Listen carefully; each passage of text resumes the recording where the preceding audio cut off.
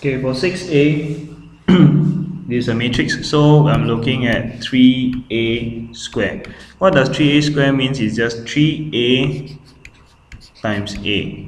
So I'm using a scalar multiplication. I'll have 3 and a, we know that it's actually in terms of matrix 9, negative 14, negative 21, 7, and also another time 9, negative 14, negative 21, and 7.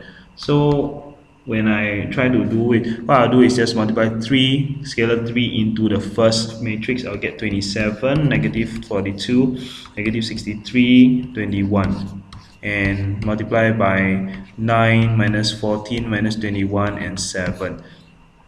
Okay, I hope you still remember how do you do the multiplication. You have to first of all multiply by first row, multiply by first column.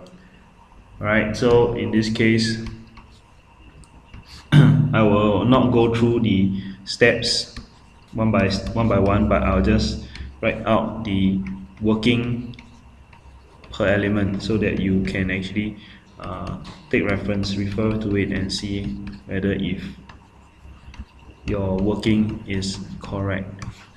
As a result, your answer, okay, you will get 1125, negative 672, negative 1008, 1029.